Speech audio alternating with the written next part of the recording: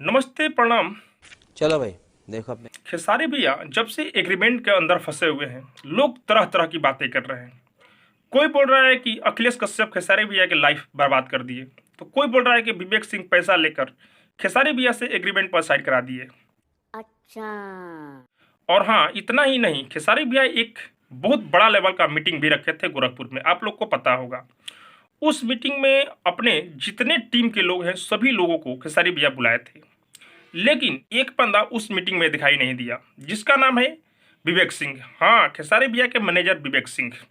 सभी लोगों ने अपने अपने आईडी पर खेसारी भैया के साथ में फोटो लिए थे। वो लोग अपने अपने आईडी पर फोटो सेंड किए हैं, अपलोड किए हैं, लेकिन विवेक सिंह अब तक अपने आईडी पर कोई फोटो खेसारी भैया के साथ में शेयर नहीं किए हैं इस मीटिंग का।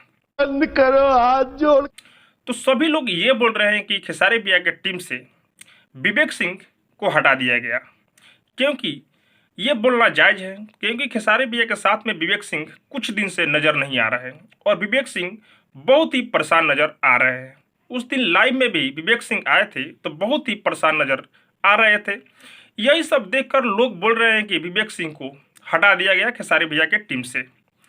अगर विवेक सिंह पैसा लिया है तो भाई विवेक सिंह को खेसारी भैया हटाकर कोई गलती नहीं किए हैं, क्योंकि खेसारी भैया इतना मेहनत करके जमीन से उठकर आसमान छुए थे और उसको कोई अपना ही आदमी नीचा गिरा दे, उसका लाइफ बर्बाद कर दे, जिंदगी बर्बाद कर दे, तो वैसा आदमी को टीम में रहने से क्या फायदा। सब क्या देखना पड़ रहा है?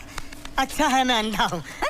जो अपना भलाई सोचता हो वही विवेक सिंह किया है। लोगों का कहना है कि खेसारी भैया के टीम से विवेक सिंह को हटाना खेसारी भैया को जरूरी था, लेकिन खेसारी भैया अब तक लाइव आकर ये नहीं बोले मेरे टीम के लोग खराब है, मेरे टीम के लोग गद्दारी किया है, लेकिन लोगों को ये कहना है कि खेसारी भैया के साथ में अपने ही लोग गद्दारी किए हैं। बंद करो, हाथ। बाकी आप लोग को क्या लग रहा है कमेंट में जरूर बताइए। और हाँ, अब तक मेरे चैनल को सब्सक्राइब नहीं किया तो सब्सक्राइब कीजिए, लाइक कीजिए, शेयर कीजिए, क्योंकि मैं भोजपुरी का अपडेट आप लोगों तक पहुंचाता रहता हूँ।